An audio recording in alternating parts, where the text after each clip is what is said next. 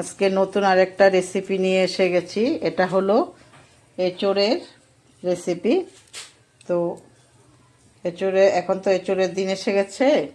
এমনি তো আজকাল সারা বছরে পাওয়া যায়, তাও এই সিজনটা বেশি পাওয়া যায়। তো আমি কিভাবে করছি তোমরা সম্পূর্ণ ভিডিওটা দেখলে তারপরে বুঝতে পারবে। আমি কিন্তু এটা খালি এঁচোড় করেছি পেঁয়াজ রসুন দিয়ে। তো কিভাবে করেছি একটু দেখে নাও। সম্পূর্ণ ভিডিওটা দেখবে, কেউ টেনে দেখবে না, টেনে দেখলে বুঝতে পারবে না। আর এটা একবার যখন আমারটা দেখে করবে তখন একবার খেলে বারেবার খেতে ইচ্ছা করবে। তো চলো বেশি কথা না বলে কিভাবে তৈরি করেছি সম্পূর্ণ ভিডিওটা চলো দেখে নিই। যারা ইউটিউব থেকে দেখছো অবশ্যই এখনও যারা আমার চ্যানেলটা সাবস্ক্রাইব করোনি, সাবস্ক্রাইব করে পাশে থাকবে। আর লাইক শেয়ার কমেন্ট অবশ্যই করবে। আর যারা ফেসবুক থেকে দেখছো ফলো বাটনটা প্রেস করে আমার পাশে থাকবে, লাইক শেয়ার কমেন্ট অবশ্যই করবে। চলো এবার দেখে নিই কীভাবে তৈরি করেছি। কিন্তু দেখো, যারা এখনও সাবস্ক্রাইব করোনি সাবস্ক্রাইব করে কিন্তু আমার পাশে থাকবে। আর লাইক কমেন্ট শেয়ার বেশি বেশি করে করবে। ধন্যবাদ। এঁচোড়ের রেসিপিটা তৈরি করার জন্য আমি এই যে এঁচোড়গুলো কেটে রেখে দিয়েছি। তো এঁচোড় কাটাটা আর আমি করিনি, এঁচোড়টা কেটে রেখে দিয়েছি।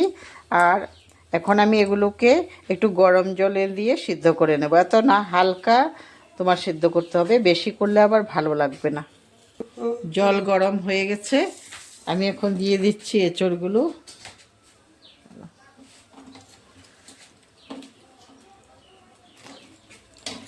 বেশি একটা সিদ্ধ করব না, হালকা যখন গরম হয়ে যাবে ফুটে উঠবে তখনই তুলে ফেলবো। কষটা যখন ঝরে যাবে তখন হয়ে যাবে। এখানে রেখে সিদ্ধ করব না, সিদ্ধ করলে তোমার টেস্টটা চলে যায়, ভালো লাগে না, তখন আর নরম হয়ে যায় অতিরিক্ত।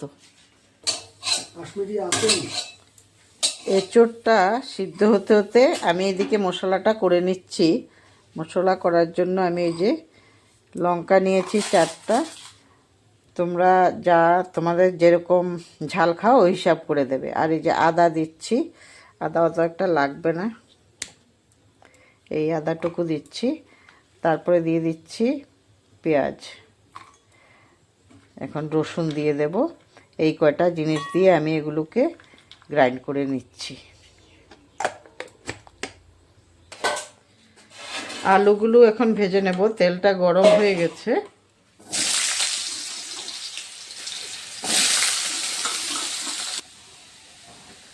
আলুগুলো ভাজা হয়ে গেছে, এখন আমি তুলে নিচ্ছি।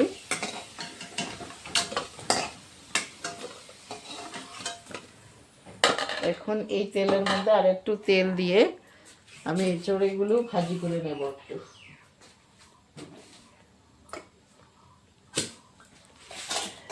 এঁচোড়ের মধ্যে একটু নুন হলুদ দিয়ে দেব।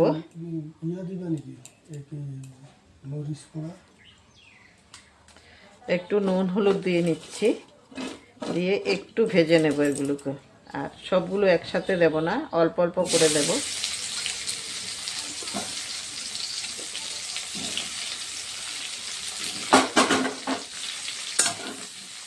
বেশি একটা ভাজতে হবে না, একটু হালকা করে ভেজে নিলেই হয়ে যাবে।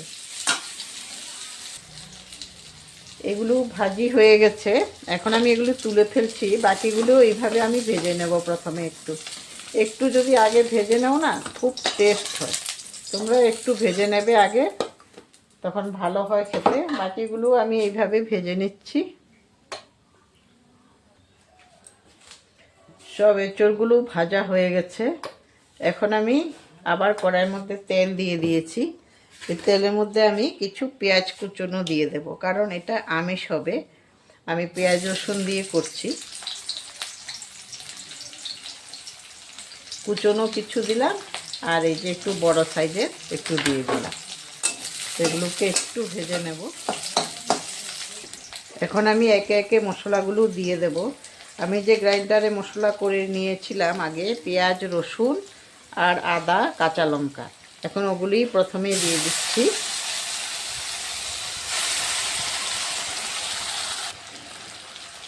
এখন দিয়ে দিচ্ছি কাশ্মীরি লঙ্কার গুঁড়ো, তারপরে দিয়ে দিচ্ছি হলুদ গুঁড়ো, জিরে ধনে গুঁড়ো। নুনটা পরে দেব, এখন দিচ্ছি না নুনটা। মশলাগুলো ভাজা হয়ে গেলে তারপরে দেব নুন। এখন মশলাগুলোকে ভালো করে আমি কষিয়ে নেব। দিয়ে দিচ্ছি টমেটো,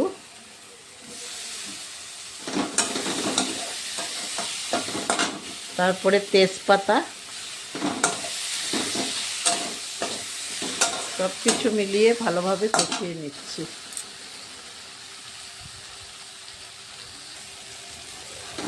মশলা কষানো হয়ে গেছে, দেখো তেল ছেড়ে দিয়েছে।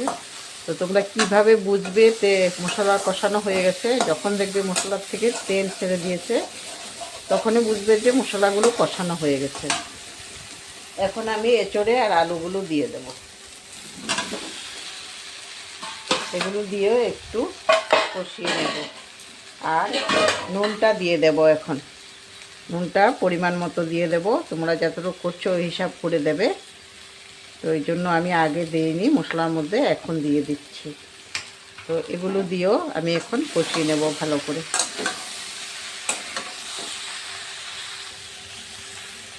কষানো হয়ে গেছে, এখন আমি জল দিয়ে দিচ্ছি।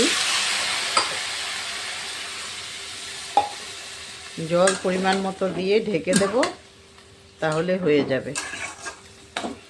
আর একটু জল লাগবে। হয়ে গেছে, এখন আমি ঢেকে দিচ্ছি।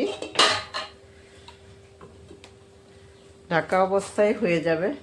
মাঝে মাঝে একটু ঢাকনাটা উল্টায় দেখতে হবে। হয়ে গেছে, আমি এখন তুলে দেখছি। দু একবার দেখা হয়েছে আগেও। তো দেখো একদম সুন্দর মতো হয়ে গেছে। এখন একটু উপর থেকে গরম মশলা দিয়ে তারপরে আমি গ্যাসটা অফ করে দেব।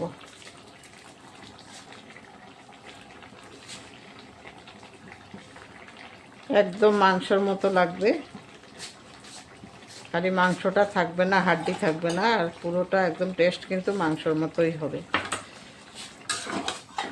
তো মিশিয়ে দিচ্ছি। আমি গ্যাস এক্ষুনি অফ করে দেব। হয়ে গেছে, গ্যাস অফ করে দিলাম। এখন আমি একটা পাত্রের মধ্যে নিয়ে নেব। হয়ে গেছে, আমি এখন একটা পাত্রের মধ্যে নিয়ে নিচ্ছি। দেখো কালারটা কত সুন্দর হয়েছে, একদম মাংসর মতো কালার। খেতেও কিন্তু মাংসর মতোই লাগবে। তো তোমরাও এইভাবে করে খাবে। আর অবশ্যই লাইক শেয়ার কমেন্ট করবে। শেয়ার বেশি বেশি করে করবে, তখন অন্যরাও যেন এটা দেখে করে নিতে পারে। অনেকে আবার করার জন্য খেতে পারে না, তো আমারটা দেখে দেখে একটু করে নেবে, দেখবে খুব ভালো হয় খেতে। দেখেছো কত সুন্দর হয়েছে কালার।